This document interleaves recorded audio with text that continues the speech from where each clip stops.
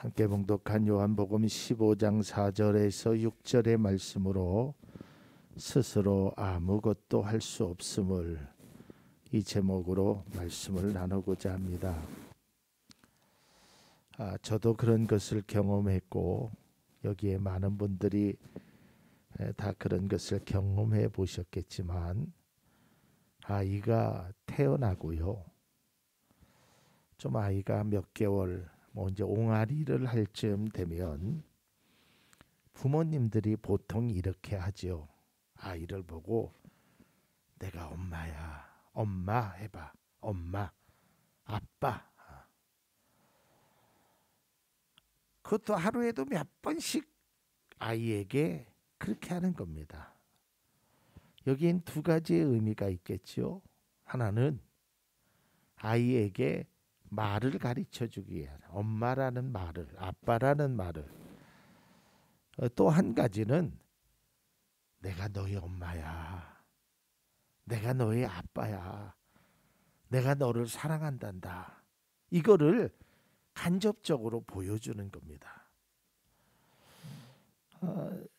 저는 말씀을 묵상하면서 이런 느낌을 받았어요. 하나님께서 우리를 향하여, 나를 향하여 내가 너의 하나님이다. 내가 너의 주님이다. 하루에도 몇 번씩 말씀하시는 것 같았어요. 구약 성경의 말씀을 보면 나는 너의 하나님이 되고 너는 내 백성이다라고 하나님께서 이스라엘 백성들을 향하여서 계속적으로 말씀하셨단 말이에요. 마치 아이에게 엄마가 자고 있는데도 그저 그 소리를 알아듣는지 못 알아듣는지도 말도 못하는 그 아이에게 나는 너의 엄마다. 우리에게도 마찬가지예요. 하나님께서 우리의 삶을 통해서 말씀하시는 게 나는 너의 하나님이다. 너는 내 백성이고 너는 내 아들이다. 내가 오늘날 너를 낳았도다.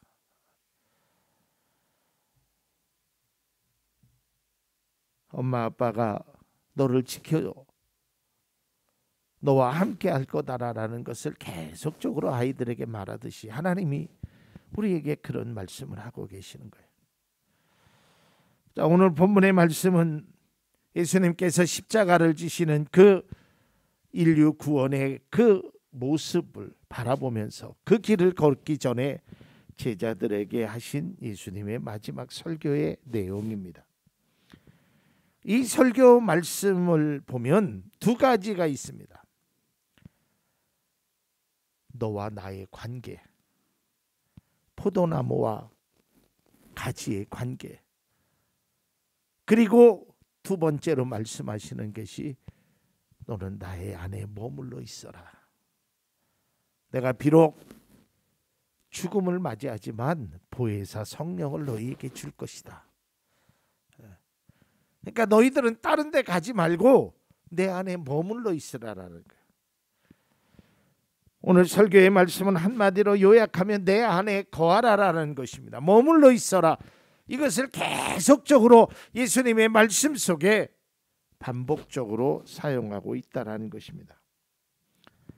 오늘 본문에서 예수님은 포도나무와 비유를 말씀하면서 나는 포도나무요 너희는 가지라. 이 말은 너와 나의 관계는 그냥 예사로운 관계가 아니라는 거예요. 어떤 관계냐? 생명의 관계라는 거예요. 떨어져서는 안 되는 관계라는 거예요. 사랑의 관계라는 거예요. 성경에는 주님과 우리와의 관계를 많이 말씀하셨죠. 신랑과 신부로도 말씀하시고 오늘 성경의 목자와 양으로도 말씀하셨습니다. 요한복음 10장 11절에 나는 선한 목자이다. 선한 목자는 양들을 위하여 자기 목숨을 버린다. 오늘 본문에서도 나무와 가지의 비유를 통해서 말씀합니다. 또 주님은요, 우리를 친구라고 부르신다 그랬어요. 친구. 요한복음 15장 14절에서 15절입니다. 이제부터는 내가 너희에게 명한 것을 너희가 행하면 너희는 나의 친구이다. 이제부터는 내가 너희를 종이라 부르지 않겠다. 종은 그의 주인이 무엇을 하는지 알지 못한다. 나는 너희를 친구라고 불렀다. 내가 아버지께서 들은 모든 것을 너희에게 알려주었기 때문에. 그러니까 예수님은 특별히 요한복음에서 이러한 관계성을 이야기하는데요. 이 관계성은 그저 단순히 신랑과 신부의 관계다 이걸 말하는 것이 아니라 너와 나의 사이에서는 결코 떨어지면 안 된다는 거예요. 함께 해야 된다라는 거예요. 머물러 있어야 된다라는 거예요. 부모와 자녀의 관계도 마찬가지죠. 물론 성경에서도 말하지만 자녀가 어느 정도 성장하면 부모의 곁을 떠나는 겁니다. 그래서 부부와 한 몸을 이룬다라고 성경이 말하죠. 그러나 몸은 떠나지만 마음은 떠나는 것이 아닙니다. 그리고 그 안에 흐르는 피, 그 안에 흐르는 생명, 이것은 결코 떠날래야 떠날 수 없는 거예요. 내가 끊고 싶다고 끊어지는 게 아니에요. 끊을 수 없는 거예요. 그것이 혈연이에요. 우리가 믿음의 삶도 마찬가지입니다. 우리가 하나님의 자녀로 가장 이 포도나무와 가지의 이 비유를 통해서 예수님이 말씀하시는, 제자들에게 오늘날 살아가고 있는 우리들에게 말씀하시는 그 내용의 핵심은 떠나지 말으라는 거예요. 떨어져서는 안 된다는 거예요. 머물러 있으라는 거예요. 가지가 나무에 떨어지면 아무것도 아니라는 거예요. 나를 떠나서는 너희가 아무것도 할 수 없다라는 거예요. 오늘 본문 6절을 다시 한번 보겠습니다. 사람이 내 안에 머물러 있지 아니하는 그는 쓸모없는 가지처럼 버림받아서 말라버린다. 사람들이 그것을 모아다가 불에 던져서 태워버린다. 내 안에 머물러 있지 아니하면, 가지가 나무에 붙어 있지 아니하면 그것은 열매를 맺을 수 없다라는 거예요. 쓸모없는 존재가 된다라는 거예요. 아니, 그저 쓴다라는 것이 불 속에 들어가는 그런 존재로서의 가치가 없다라는 거예요. 여러분, 세상에 많은 가치가 있지요. 그러나 우리의 가치는 하나님이 인정해 준 가치예요. 하나님께서 아름다운 삶을 우리에게 주셨단 말이에요.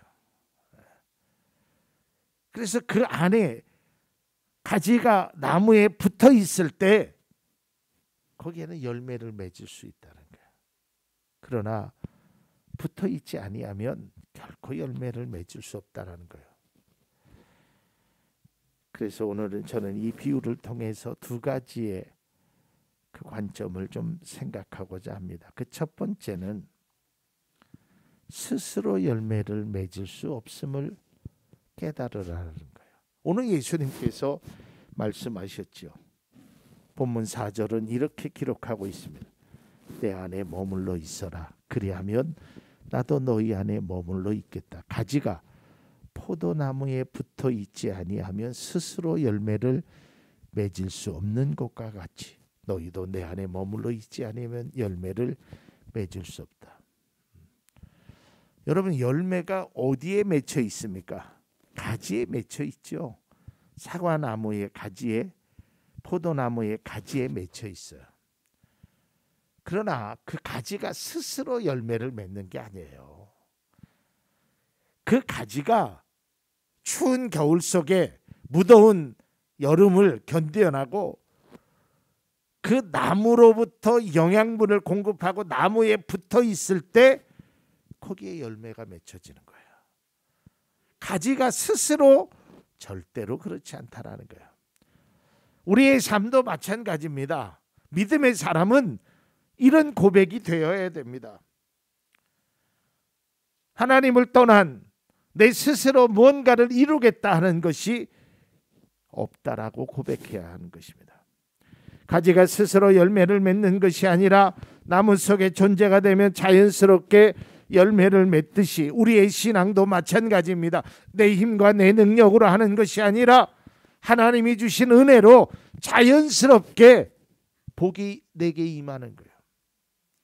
하나님과 함께함으로 하나님께서 그 가지가 나무에 붙어 있을 때 열매를 주신 것과 같이 우리에게도 그런 열매를 주신다는 거예요.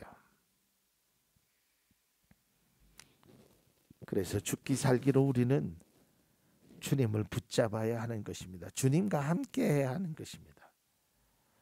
스스로 뭔가 할 수 있다라고 생각하는 그 순간 넘어지게 되는 겁니다.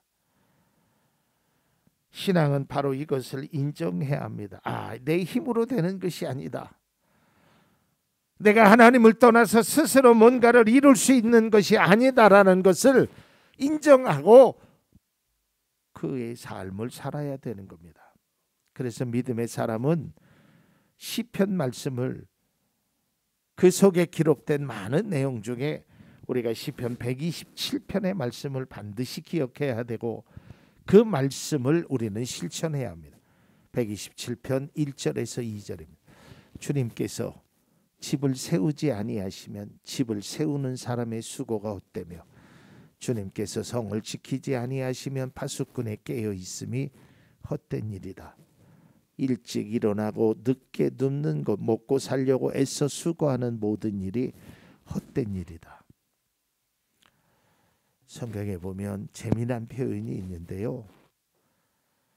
뚫어진 망대에 거기에다가 물을 붓는 헛수고하는 일을 하지 말라라는 거예요.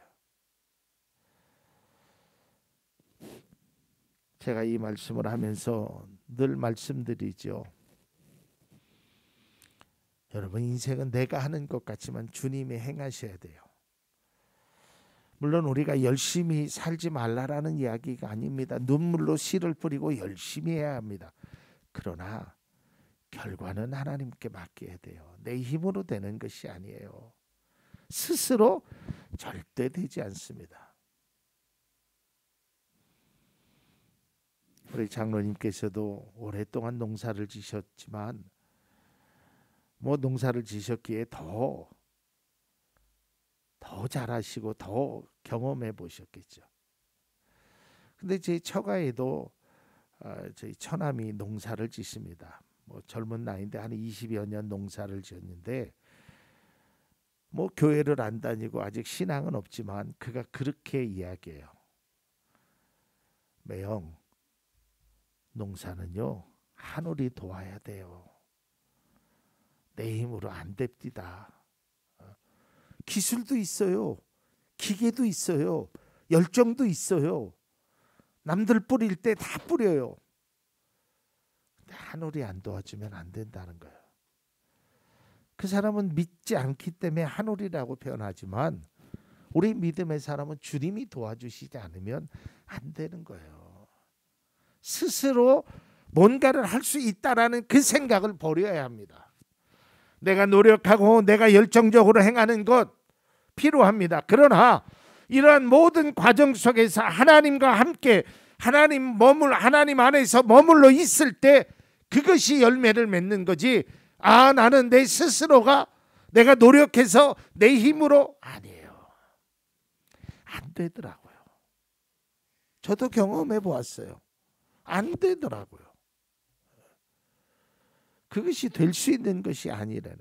오늘 예수님께서 제자들을 향하여 오늘날 믿음의 성도들을 향하여 말하는 것이 너희들이 스스로 뭔가를 이루었다라고 생각하지 말라라는 거예요. 또 스스로 할 수 있다라는 생각을 갖지 말라. 중요한 건 너희는 가지는 1차적으로 나무에 붙어 있어야 된다라는 거예요. 그 다음에 두 번째로는 이렇게 말씀하는 거예요. 떠나서는 아무것도 할 수 없다. 오늘 본문 5절입니다. 나는 포도나무여 너희는 가지이다. 사람이 내 안에 머물러 있고 내가 그 안에 머물러 있으면 그는 많은 열매를 맺는다. 너희는 나를 떠나서는 아무것도 할 수 없다.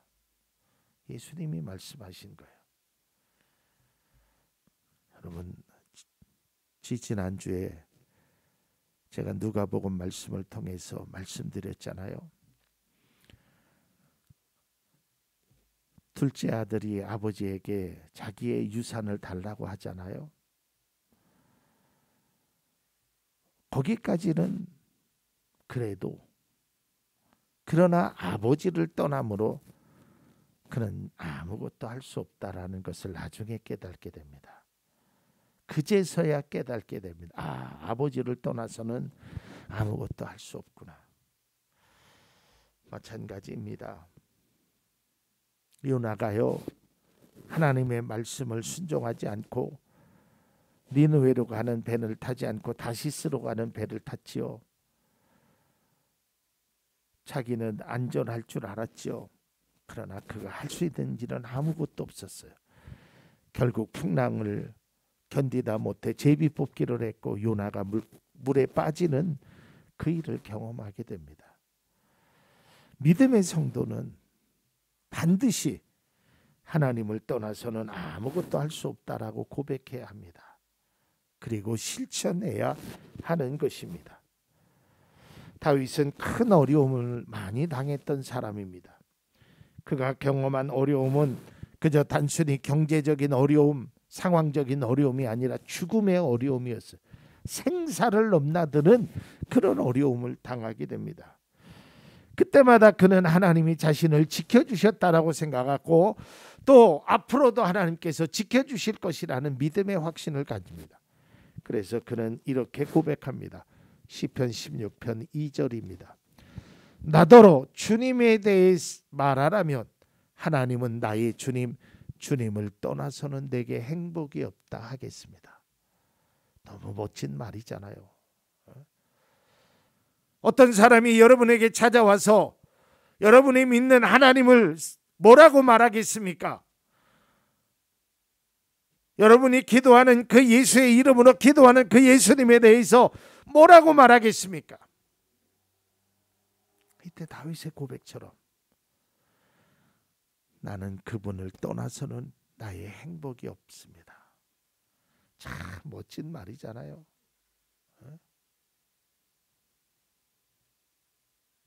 여러분, 여러분의 자녀가요, 야, 넌 이 세상에서 누구를 제일 존경하니? 우리 엄마요, 우리 아빠요. 아니, 너희 어머니 아버지에 대해서 한번 뭐라고 이야기할래? 세상에서 가장 소중한 분이 나의 부모님입니다. 자녀로서 이것처럼 멋진 말이 어디 있겠어요? 놀라운 일이잖아요. 내가 믿는 하나님, 그분이 나를 지켜주실 뿐 아니라 그분을 떠나서는 나는 행복이 없습니다.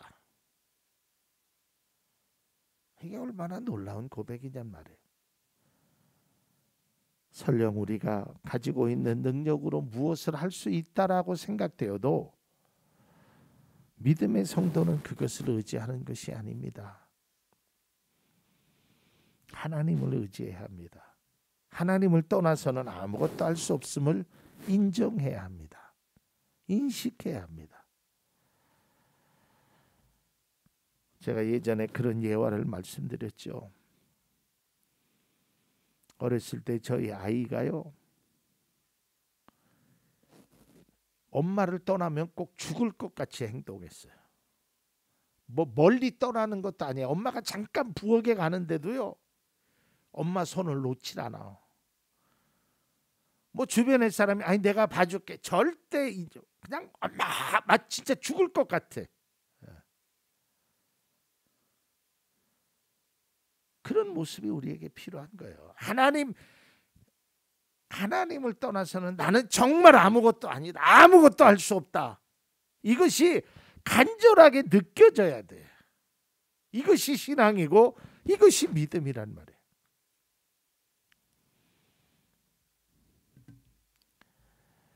사도 바울도 수없이 많은 어려움을, 고난, 그 경험 속에서도 하나님을 의지하는 마음이 있었기에 그가 끝까지 가게 됩니다. 예수님께서 이제 요한복음 15장에 제자들에게 그런 말씀을 하셨잖아요.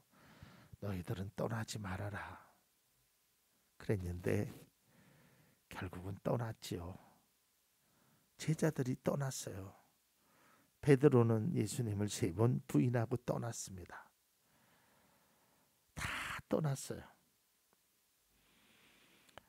그런데 예수님께서 부활하신 후에 다시금 그들에게 찾아오십니다. 요한복음 21장의 말씀입니다. 21장 3절을 보면 시몬 베드로가 그들에게 말하기를 나는 고기를 잡으러 가겠소 하니 그들이 함께 가겠소 하고 말하였다. 그들이 나가서 배를 탔다. 그러나 그날 밤에는 고기를 한 마리도 잡지 못하였다. 이제는 주님을 떠나서 자기들이 갔어요. 그런데 예수님께서 다시 말씀하셨죠. 그에게 찾아와서 깊은 데로 그물을 던져라. 그래서 고기를 정말 너무 고기가 많이 잡혀서 그물을 올릴 수 없을 정도의 만선의 복을 얻게 됩니다. 그리고 우리가 잘 아는 예수님이 베드로에게 3번을 묻지요. 요한의 아들 시몬아, 내가 나를 사랑하느냐? 이 말은 떠났던 베드로를 향해서 말씀하는 겁니다. 떠났던 그가 회복하는 것은 사랑밖에 없습니다. 우리가 믿음의 순간순간 살아갈 때 정말 하나님을 사랑하는 마음이 다시 회복돼야 떠나가지 않을 뿐 아니라 혹시라도 떠나가면 그것이 회복될 수 있는 거예요. 그래서 예수님은 다른 말씀 안 합니다. 야, 이 녀석아 왜 나를 떠났느냐? 내가 요한복음 15장에 그렇게 말하지 않았느냐? 너희는 스스로 할 수 없다. 나를 떠나서는 아무것도 할 수 없다라고 내가 그렇게 말하지 않았느냐? 결국은 나를 떠나서 네가 물고기 잡았느냐? 하지도 못하지 않았느냐? 그렇게 책망하지 않으셔요. 다시 회복해라라는 거예요. 그러면서 3번의 말씀을 합니다. 요한의 아들 시몬아, 내가 나를 사랑하니? 내가 나를 사랑하니? 내가 나를 사랑하니? 말씀을 맺고자 합니다.